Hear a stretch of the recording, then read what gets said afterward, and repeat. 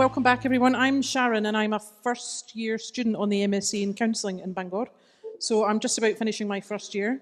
So thank you to all the speakers earlier. It was really interesting to hear all your different experience.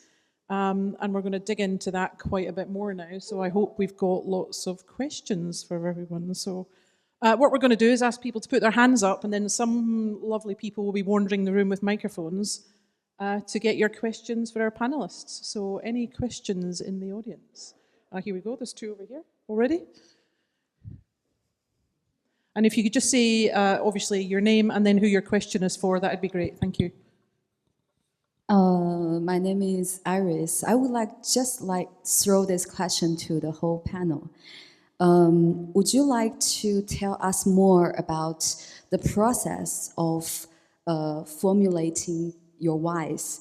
Because sometimes, this is my experience, sometimes those whys, the voice of those whys can be very soft and gentle. Sometimes we might not really hear them when their voice is small. And sometimes there are distractions of other voices are there. And so I would like to hear more about your experience of really see them, really listen to them, and discern them, like what's the process. And sometimes those whys, we might not use the right words in the first beginning. We might need to come back them again and again. I would like to hear more about it. Thank you. Thank you, Iris. Who wishes to take that one? I can see Ken nodding away there. Oh, Rory's going for it. Okay, thank you very much. Well, I mean, can I ask your name? It was Iris. Iris. Well, I mean, I can't speak for you, Iris, but I can share a little bit about my why. Before I came to be a therapist, I sold photo albums and photograph frames. So further away from therapy you couldn't really get, unless a picture in a frame or a picture in an album was meaningful. But I used to sell them to businesses. And then someone very close to me, a loved one, found themselves in quite a lot of distress. And as someone untrained, as someone who had so many tools and they weren't really adequate, my wife and myself found ourselves trying to get assistance. It was actually for our daughter. She's quite cool of me talking about this. And we found the process of finding help very, very difficult. Very, very difficult. And I'm talking in the 2000s. It was a different world then. We met quite a few, shall we say, people whose skill sets weren't really suited for therapy. And we met quite a few people who were quite worrying. And then eventually, we found our local mind. And we're so grateful, my wife and myself were so grateful for the help, that I changed my direction. I wanted to help. I said, I was so grateful, I'll volunteer. And I found there's very little I could do. There wasn't very much a photographic salesman of albums and frames could do in a psychological setting. So I trained to be a therapist. I made a lot of toast and tea, hence probably why I drink so much. I started off as a volunteer making tea and toast. And that generated my why. I saw the power, the transformational power that therapy could bring. And I wanted to be a part of that and help others. And that set me on my path. It was very clear. And I have to say, I left a very well-paid job. I handed my company car back. I worked in a shop for 2 years. We lived on a lot of beans on toast. Beans on toast is lovely. It's very healthy, but not 3 times a week while I trained. And I'm so glad I did that because, Ken and myself, we helped make a difference. And that's how I found my why. So it's as individual as me, I guess. I hope that answers your question. Thank you.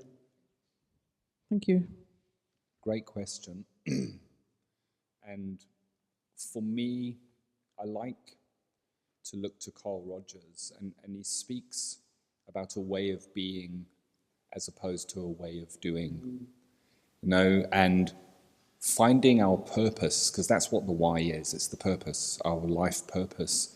I think many people never find their life purpose. They're caught up in the acquire, buy a this, become a that, get the promotion, live in this kind of a house.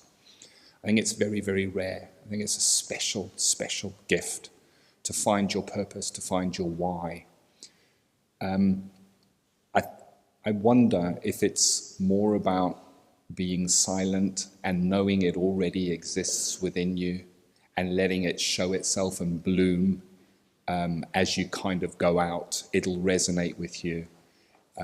When you're outside of your why, it will also resonate in a different way with you. You'll feel that you're outside of the light, as it were. I think of it like a spotlight that shines down that nobody can see. And when I'm inside that spotlight, it's all warm and everything feels right. When I'm outside of it, I go, what's wrong? What's wrong? I'm not aligned here. I'm not aligned to my why. And I don't even think that it's that important. You know, I said in the talk, write it down and say it often. If you don't have the words for it, I don't think it's that important. It's a feeling, it's a felt sense of who you are and why you're here. And I love that poem about the dash. You know, you've got your birth, you've got your death, and it's that bit in the middle. It's the little brief time that we get to spend here. What do we do with it, and what is the difference? You know, I don't want one day someone to say, and that was Kenneth, and man, did you see his car? He had a lovely car. You know, and he made a lot of money and he was good at business. You know, making a difference and in the lives of others it's few are called, so few are called. And it is an incredible privilege. And I really hope that you were able to find your why and define it. And I hope that my little rambling there maybe is useful for you. Thank you. It's interesting what you said, I think, about it being a feeling and not necessarily having to write it down, because sometimes that can feel a wee bit awkward for people or a wee bit forced. So I think that's really nice, and you can feel it when you're not in it, and when you're in it, you're kind of resonating at the right vibration. Yeah, thank you. And I think we had another question over here.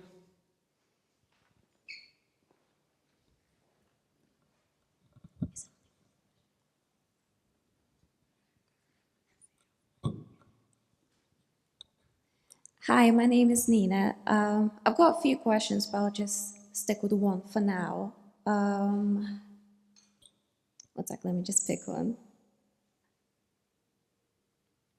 Oh yeah, this is a question for Jack. You said something about focusing in on kind of that niche, but how do you avoid, like, you're still focusing on that niche, but not creating an us versus them mentality? For example, I want to go into working with neurodiversity, but I think it's very easy to get stuck in it and just think all the neurotypical people are evil, right? So how do you avoid that? Yeah, a really good question.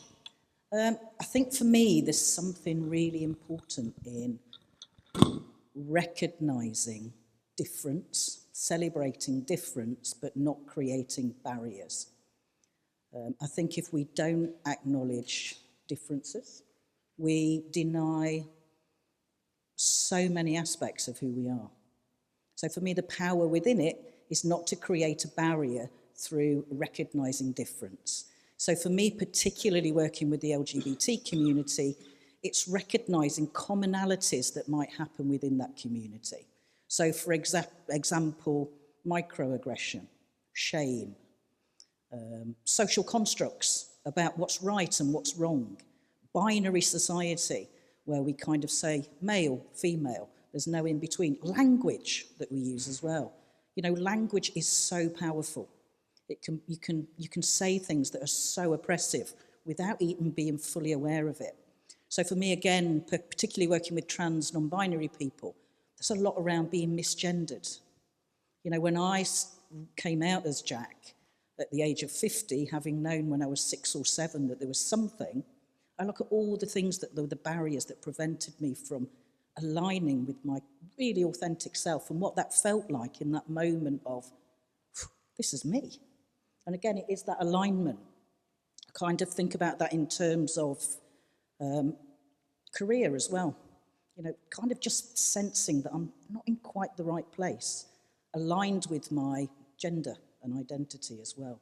But I think it is recognising that there are specific things within specific groups that are really important to acknowledge and work with. You know, particularly talking to a lot of students recently around social media. You know, the language that comes through social media, the vengeance sometimes, the hatred towards specific groups that is just built and built and built and challenging that.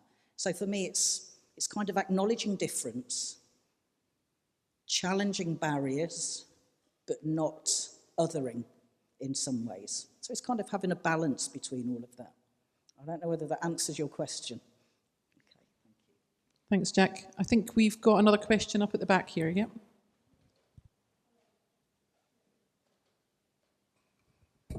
Oh, that's it.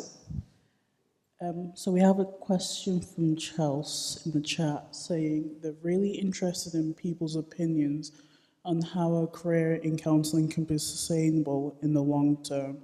Full-time counselling roles can be emotionally draining and do not work for everyone.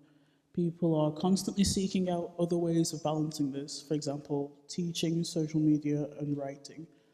How do people manage this, and what other opportunities/options are available? Okay, did you all hear that? Yeah. James, if you can pass the microphone to James, that'd be great. Thank you. I think that's a fabulous question, because it's not something often we think about until the effect of it starts to hit us, of working really long and hard within our industry, that suddenly we find ourselves burnt out or jaded or losing our compassion in some way.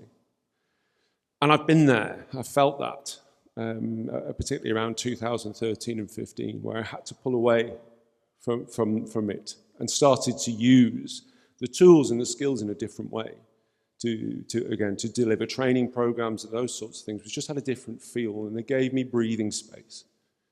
And in that time, I could turn towards myself and look at who I was and what was going down and heal a little bit too.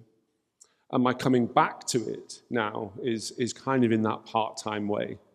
I probably work a good solid 3 days in this industry, and then I take time out of it and maybe mess around with some other projects, walk my dog, all right, through the hills and the woodland around.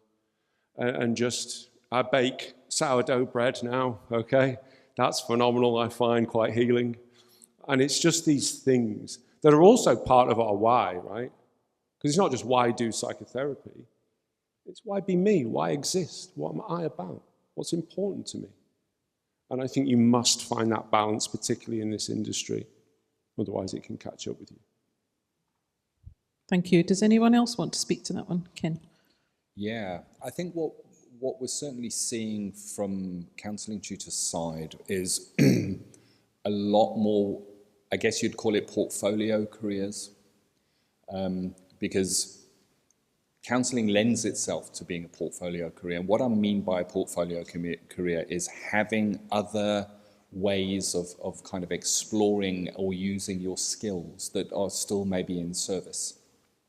So you might see a person who does some counselling, they might have a private practice, they might also be a tutor and lecturer, they might write a book, and they may deliver CPD or lectures for other counsellors and psychotherapists on topics of interest. So there are, I guess, more ways, specifically now with technology, to kind of leverage that to give a broader reach.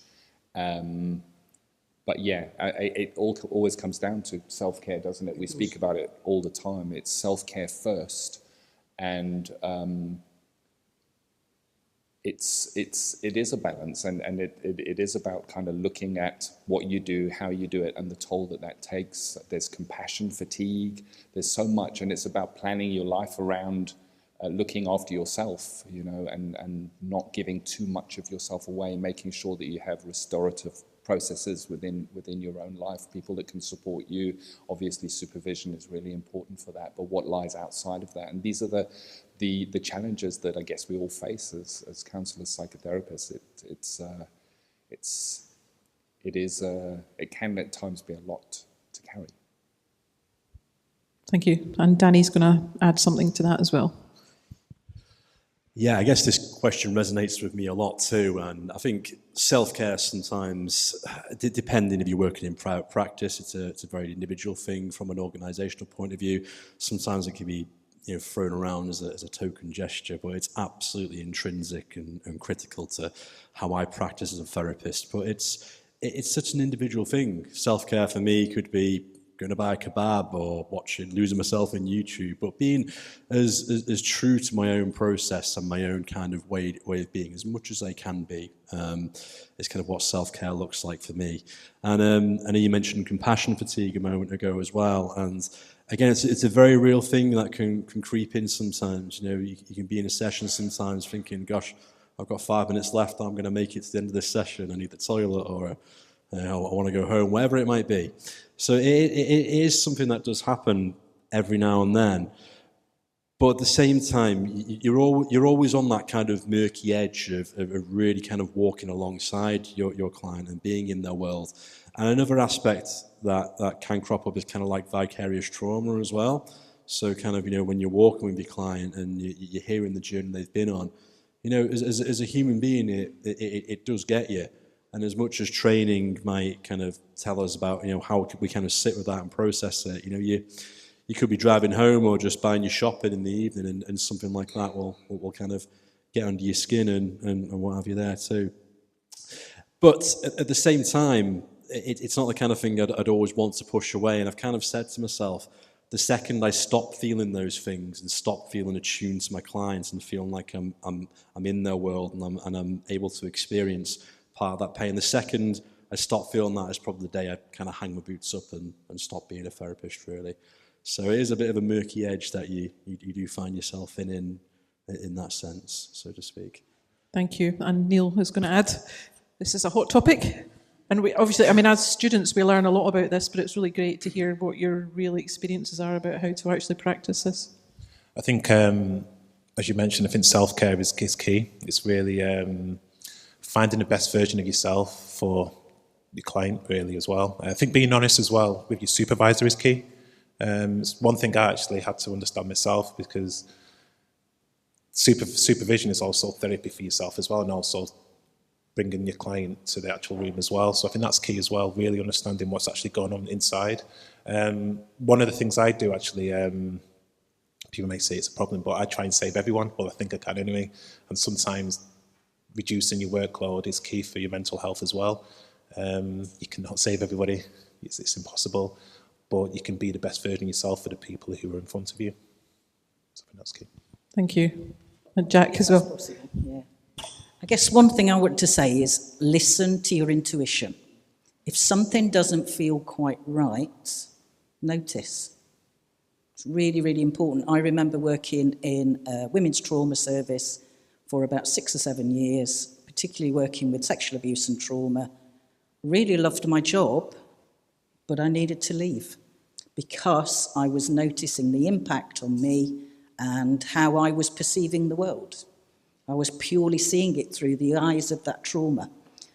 So I had to make a decision to say, I really love my job, I love the people I'm working with, but something doesn't feel right. And opportunities opened up. So I think sometimes as well, it's looking up, noticing, and seeing doors open too. Be open to opportunities. Thank you. Thank you very much, everyone, for commenting on that one. And we've got a couple more questions over there. Thank you. Hi, I'm Smriti, and it was really nice listening to all of your talks. So I haven't quite articulated my question in my mind, but basically it's related to work in counselling.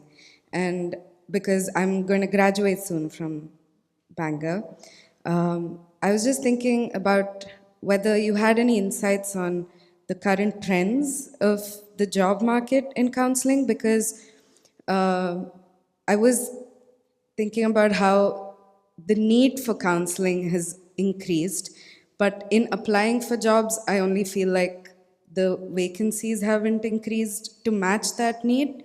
So I was wondering if you had any insights there, because I'm caught between, okay, do I have to do more training? Do I need to do more CPD? Is that what will give me an edge to, find my niche? And because all of you have done so many different things. So I was wondering, how did you navigate that, and kind of, and if you had any insights on the trends in the job market at the moment in counselling. Thank you. Thanks, Smriti. That's a really good question. James is going to go first, I think. I'm only speaking because I guess coming off my MSc here, sort of 3 years ago, I had a look then. I thought, well, got a master's degree. Let's have a look and see what's out there for someone with one.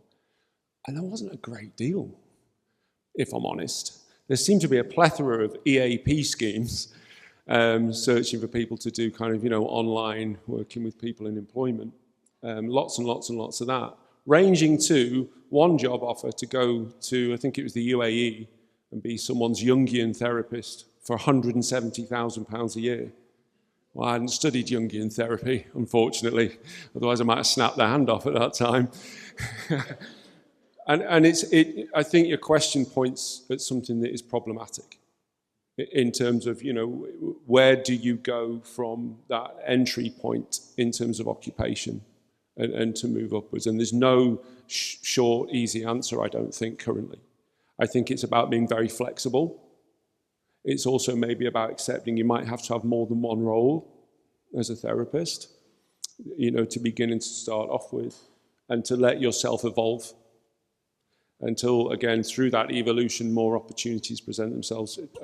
A lot of what's been said, doors open. Go and meet people, network, put your best face on, your stupid face, right? Get it on and get out there. And I think that's the best advice I can really, really offer as someone who's come back to this industry from a protected area, working in the military, to coming out into the real world and trying to set up. And really what I found is I just had to go private practice. It's the only way I could make a living and put food on the table for my family, from being brutally honest, in North Wales. Yeah, thank you. Does anybody else want to comment on that one? Ken? It's tricky, isn't it? So you graduate and you have the skills and you have the training, and then it's about starting on maybe the bottom rung of the ladder, or knocking on doors and them saying, but we need somebody higher up that ladder. And we hear that a lot. So how might you tackle that? 2 words, focus and consistency. If you really want it, just keep on knocking until you get the foot in the door. When you're going to interviews, tell them how much you want it. Prepare for the interviews like we're taught to prepare for any interview. Understand who they are, who their client group is. Have you done any CPD on that client group? Can you do some CPD on that client group before going into the interview to say, recently actually was reading about that. Show that you're interested about what they are interested in. Try and find out what their why is. One of the things I found really helpful when looking at organizations or companies that offer, agencies that offer counseling, is that they generally will have an about section on their website. And if you look really carefully, you might find their published boardroom documentation where it actually outlines what their strategy is and what they're really looking to do. And I think the deeper you dive into that, the more you might find and the more you might resonate as the right person for that job. And just keep on going. And once, the thing with counselling, once you find yourself in a job, you can ask yourself and say, okay, I'm counselling now. Is this the right job for me? Is this really going to match my why? And if it isn't, you can start looking at CPD you can do while you're busy doing that job that would maybe open up doors along the road, or maybe higher rungs along that ladder. And there's so many who say, there's not really a market, the market's shrinking. And the opposite is true.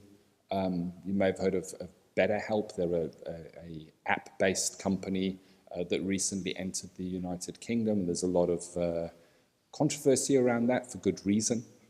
we were just talking about self-care, and when you're being kind of incentivized to work more hours to get a higher rate of pay, it's like, okay, interesting.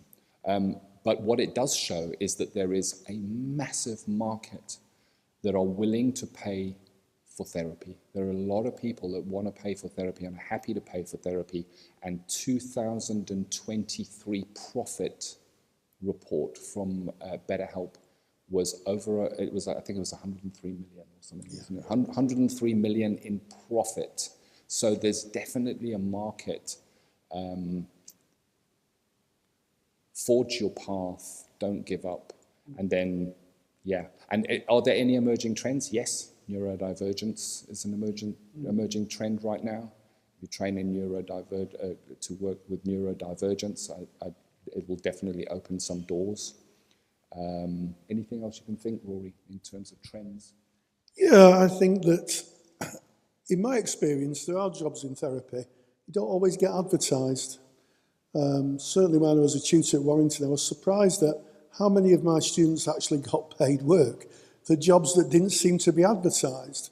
And how they got them was networking. They spent a lot of time networking, meeting people, speaking with their supervisors, or in some cases, because in Warrington there was a huge recovery community, some agencies actually started up because there was such a pool of very skilled people available, people who had been through the recovery community themselves.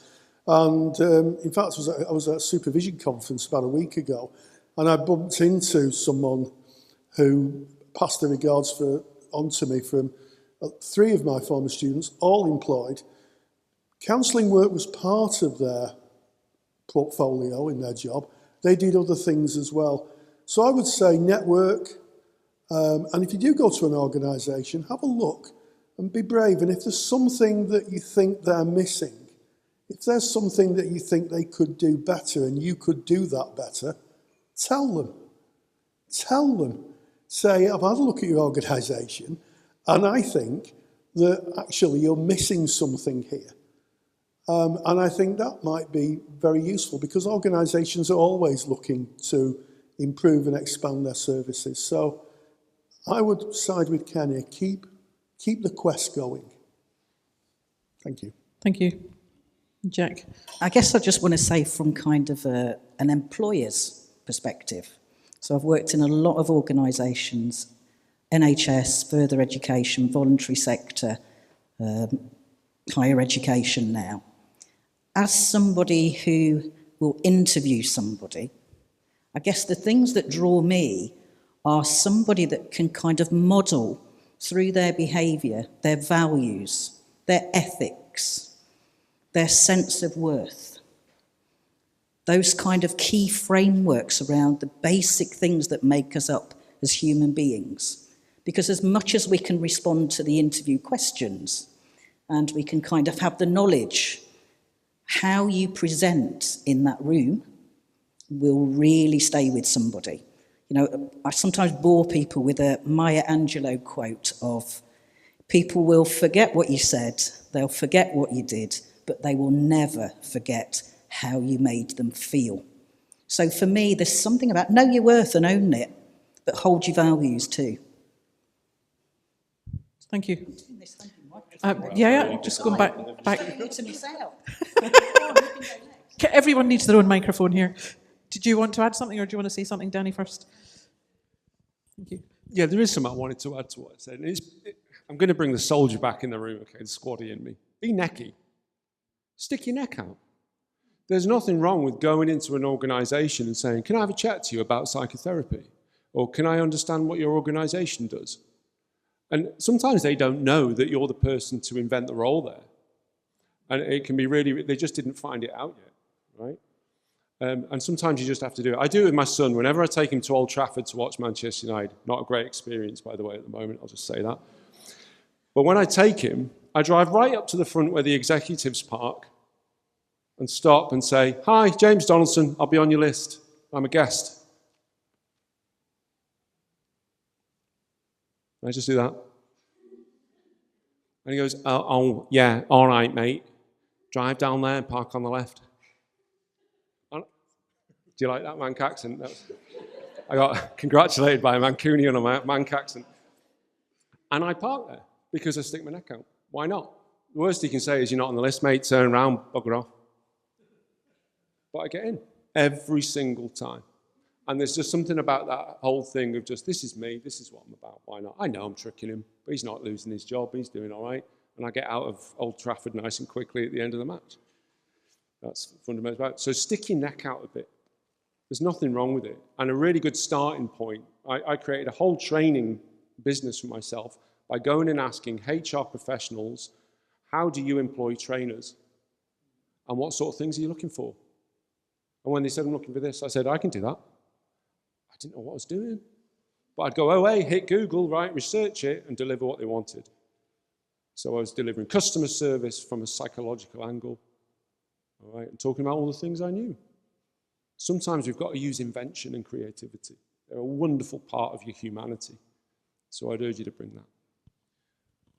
I can relate to that as well. At my charity where I work at, 42nd Street, I actually didn't get the job to begin with. I was too formal. I don't think I was myself. And, well, that's what they said, but looking back now, it probably was the case. And the phone call to say, I wish you all the best in the future, turned out to be actually another interview for another hour. And that's when I got the passion out in me. I really knew what I wanted because I got rejected to actually realise, no, this is actually what I really, really want to do. And that's when the passion came out to me with the actual call to say, no, you didn't get it. And she said, no, this is what we actually want from you. We want this passion because in the interview to begin with, you didn't have that. And also, that was another story as well because I feel it's important to have people who can make you feel comfortable as well, which is obviously in an organisation is key. And so what I would say is be true to yourself, like carry that why with you as well. And if you can really be persistent with that and persevere, you'll get where you need to get to. Thank you. Really insightful points, and I'm going to use the parking one, but I don't have your face, so it's probably not going to work. We've got more questions, I think. Yeah? Online question, yeah. We have a question from Katie who asks, what is the way to become a counsellor, as there are so many different people out there giving different routes and it can be confusing to people? So was that what's the way to become a counsellor, yeah?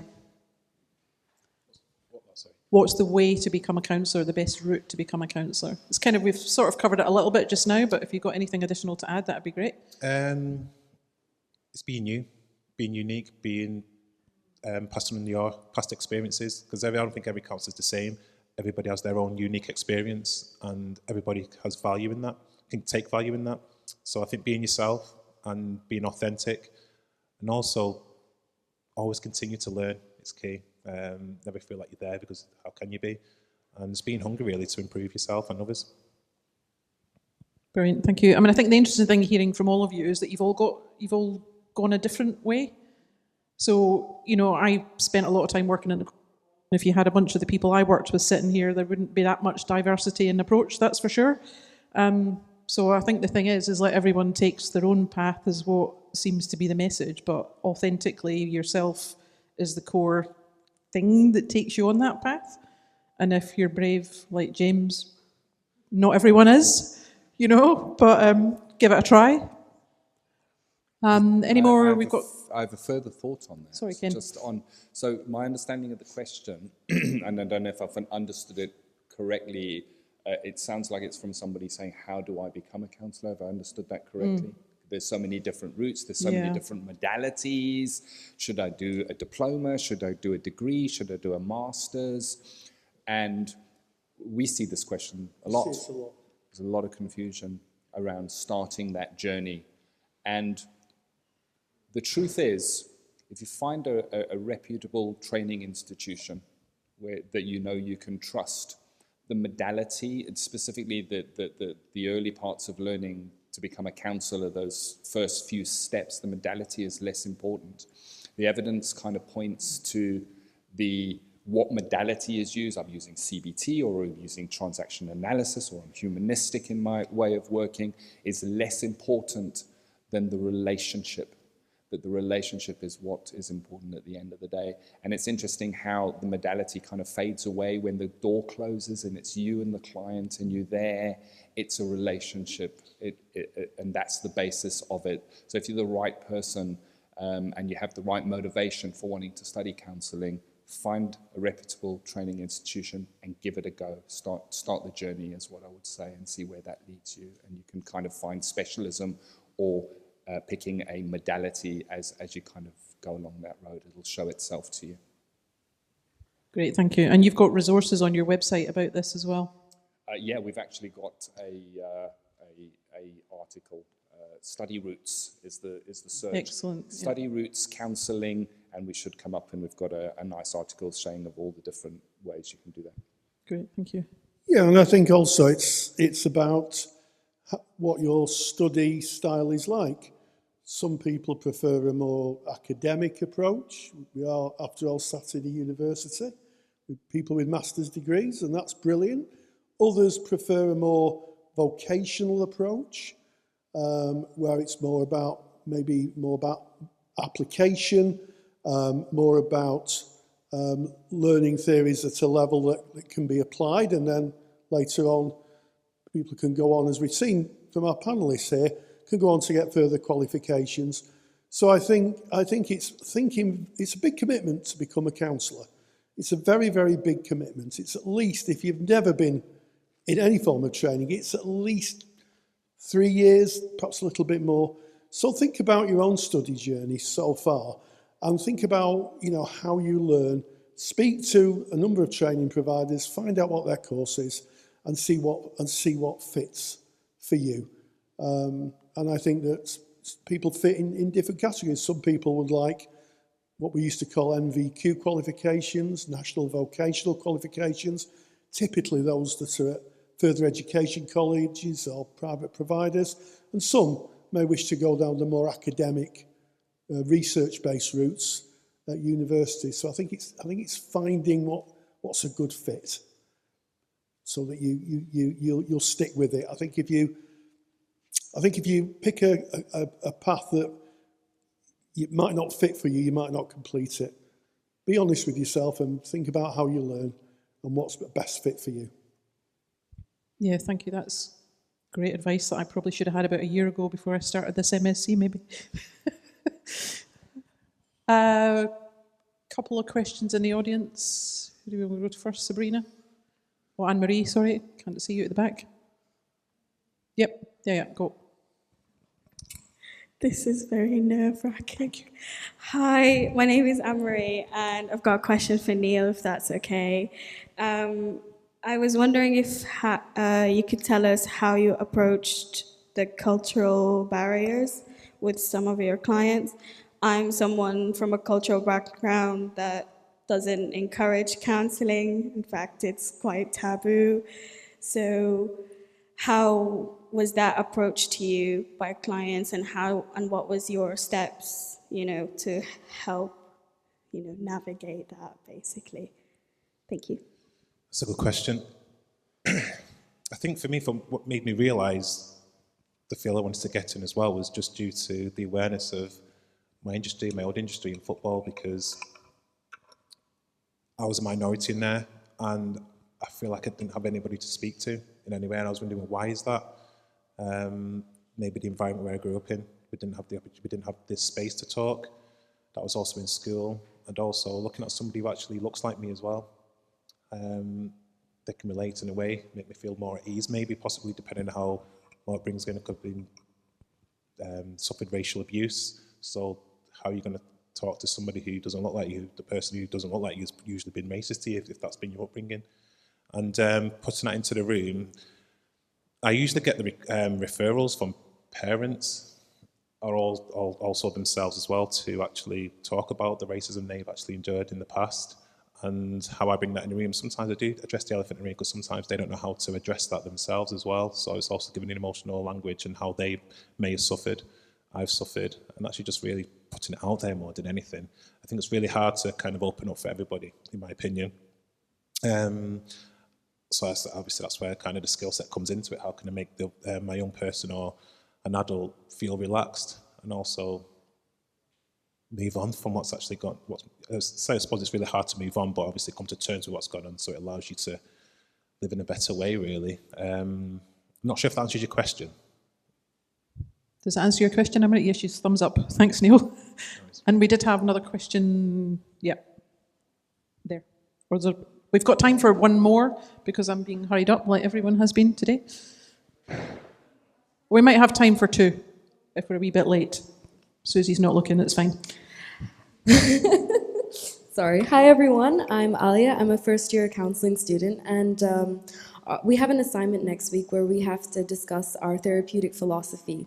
And one of the sections in that presentation, sorry, I should have mentioned this presentation, is what is your outlook on human behavior and nature? So I was just wondering if anyone would like to answer that question. Thank you. This is a great question. Very because I vague. have this. Maybe it might steal some of your ideas, but... There's a lot of people in this room with that same assignment, so take your time. I'd like to field it. It feels risky, but I'd like to go there. My thoughts, and this is someone who's maybe come to, kind of a more meditative part of myself and practice over the last probably 10 years, and starting to think in ways that opens up for me, but specifically about probably things like humanism and nature, and I think we all feel a bit abstract to it. I think the reality is that human beings think that's nature and I'm this, and we have that sort of it and me relationship, and we forget that we are nature. We forget that the houses we build are no different to the nests that birds build, and yet we look at them differently. One is responsible for, kind of damaging the world, and the other's perfectly fine. We forget that we are animals in the world, and I think as a therapist, you definitely see that in the room. And it can be really, really useful to remind people that they are animals sometimes, and therefore they have all those urges that animals have. They have all those feelings and emotions that animals have that maybe they've forgotten how to describe and don't own and try to avoid because we're being people and not animals in a world that is a natural environment. So I think as therapists, do you know what I love about this community and sat in here, and it really shines it out to me. If we could just get everyone in the world to come here, right, and think like we think and join in conversations like this, we'd go all right. That's what I think. And I take my hat off to everyone in the room for that. You're all animals. Be an animal. Find your version and embrace your own nature, I think, and your relationship to it. That would be my thoughts on it at this point in my life. I think that might change as I get older too. Thank you. I'm to Ken as well. One sentence. Go and look up Carl Rogers' potato experiment. You'll thank me for your assignment or the piece of work you do. I'm thanking you already. Jack. Just very quickly, I suppose. I have been in the world of counselling for 28 years. Things have changed dramatically. And I'm really one for kind of pushing back the kind of challenges that we have and the ideas that sitting in a quiet, darkened, small room with chairs set apart at a certain distance was very much embedded in my early counselling career. I kind of now push back at that a little bit more and think, for example, live in beautiful North Wales. Wouldn't our clients like to engage with the mountains, the sea, the environment, the sky, the earth itself? So for me, it's kind of, even in the wellbeing service here at the university, it's looking at different therapeutic approaches that engage with the environment around us and nature. What can nature teach us? How do we connect with nature? And simply, when I walk, I used to walk with my head down. Suddenly, now in North Wales, it's beautiful. I used to work in Manchester. I love Manchester. I used to work in Manchester, but I used to get the train across and I could feel almost like the sea being left behind and coming into the city, which was a different landscape. And then coming back home and the openness. So for me, there's something about, as a therapist as well, my self-care time is connecting with nature. I've just taken up open water swimming a little while ago and involved some friends in it too. But, embracing what nature has to offer us as well as therapists and using it in the therapy room. Thank you. Anybody else want to add on that one? No? Great, thank you. Hopefully you're going to get nature themes in our submissions, I think. Yep. Is it okay? Thank you. So my name's Ty. I graduated from the Masters in Bangor University last year, the Counselling Masters. One of the things that I really resonated with was about sticking your neck out. Because when you're at university, you kind of have that connection with lots of people around you, and then you go out into the counselling world and there's a lot of remote counselling. One of the things so this is a little bit of a plug as well, so it's a question and a plug. So one of the things that I recognised is there was so little kind of CPD in person in this area, and also no network of kind of counsellors where we could meet up.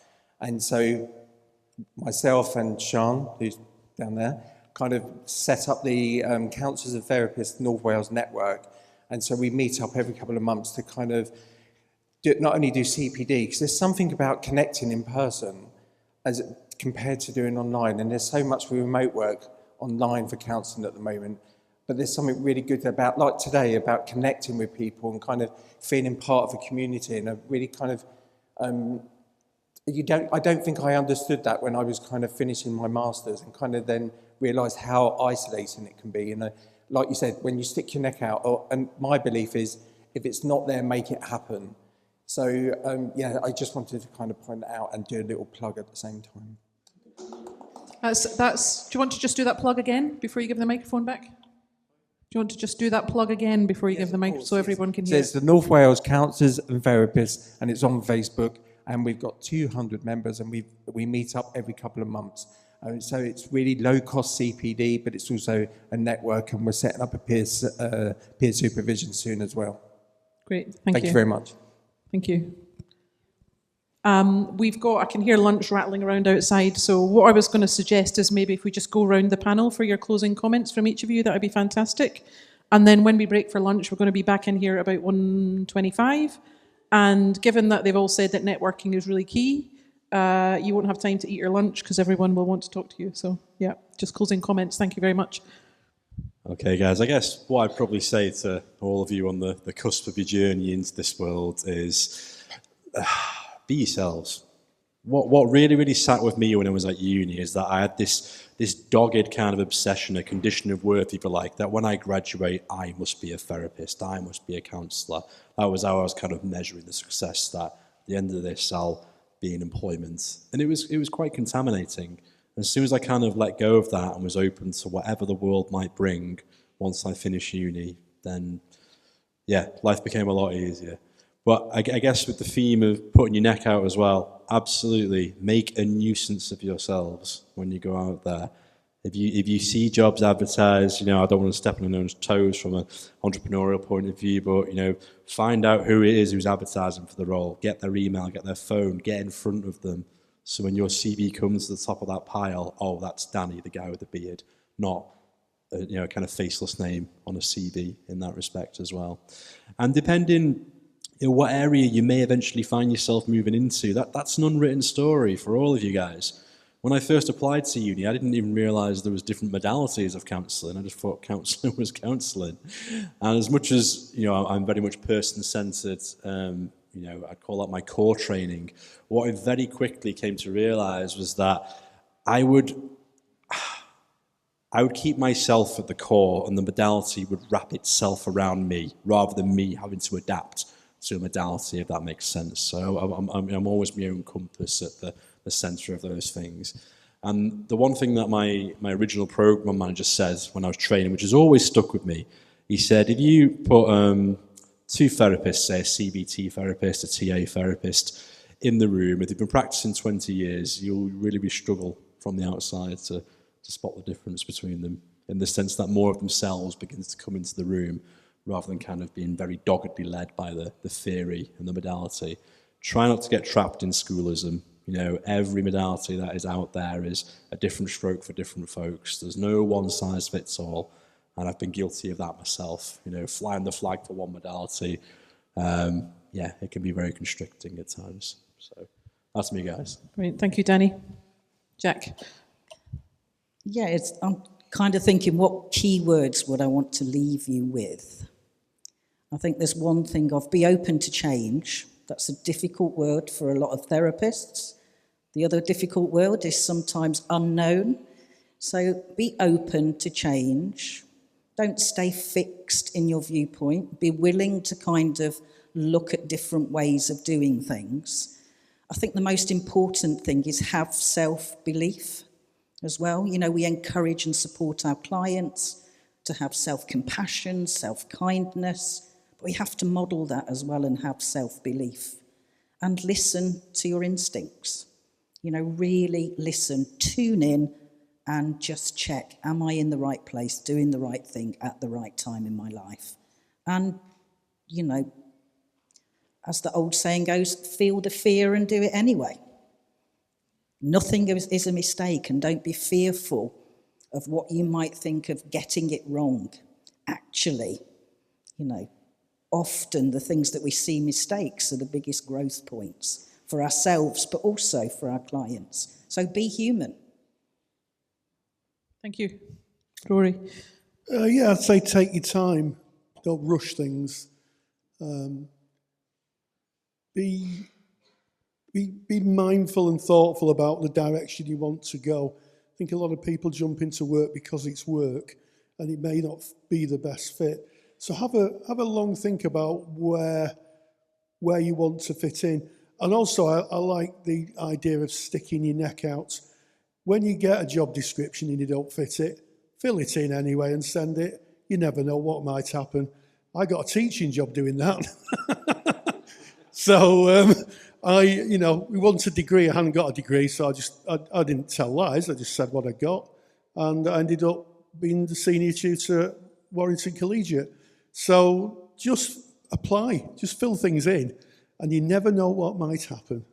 Stick your neck out. Thank you. Ken? Know you are magnificent. You are one of few that find yourself in a calling to be there in the service of others as they bring their pain and the heaviness of their lives. It is a privileged seat. Your clients will teach you everything you need to know. With the theory that you've already learnt and the skills you've already learnt, let your clients be your tutor. And from the very second you sit down in placement to the very last client you see of your career and you say, thank you, this is my last session, this has been special. It is your practice, not anybody else's. It is your practice. When you're going for a job in an organization or a company, it's your practice, yours. It's not their practice that you're kind of substituting in. It is your practice. It is you there with those clients. So know your why and make sure the compass points you in the right direction for your practice. Thank you. Neil? I think it would be believe in yourself, trust in the process of what you actually want to do. From my personal experience, I think I've learned more from having a one-to-one session or being in a room with the client than actually with all the modalities, actually. Like transactional analysis, it's great. It's just an add-on for when I'm actually in the room. Also, it can be hard. It can be really hard, so talk. Talk to somebody. Somebody might ask for somebody for help. It's not easy. It wasn't for me. So ask for that advice. That's the whole point of being here, because we want to be counsellors to talk. So let's do it ourselves as well. It's really important to be honest with yourself, and if you feel low that I'm going from the right place, talk. Google something, what might help you. Just really be on the front foot and persevere with what you want to do as well. Just trust in yourself is key, and believe that what you're doing is right. Thank you. And James? There's some real themes here, right? I want you to think about, you're going to engage in a practice where you're going to ask of your clients, you're going to ask of them to challenge themselves, to face scary things in their own lives. So do it yourself. Do that yourself and be a model to them of someone that can do that. I think that's a really, really powerful thing that therapists can bring. And that ties into the whole idea of bring your whole self into the room. Your whole self, warts and all. I know we've got ethics and standards and we've got to be appropriate. I'm not talking about that. I'm talking about everything that's made you you. Because I know that people will have their bums on the seats today because their background has brought them here. The things they've experienced has brought them here.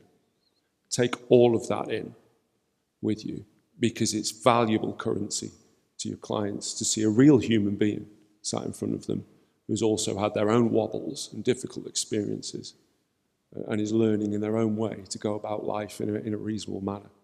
It's a wonderful model. The second thing is stroll. Through this career, please stroll. Because the faster you go, the less you see to your left and your right, right? It blurs out. So stroll. That's where you see the flowers that are growing on the bank at the side of the road. Who would want to miss them? So, as it was said before, slow down, take your time. And that's where you might hear that why come along. Thanks for coming today as well. It's part of the strolling, right? Listen, thank you so much to the panel. Just before we give them a round of applause, anyone who's got special dietary requirements, your food will be on a separate table. So please make sure you take your own meals and all of that should be okay, but give us a shout if there's any problems. Listen, thank you very much. That was a great discussion and great questions. Thank you.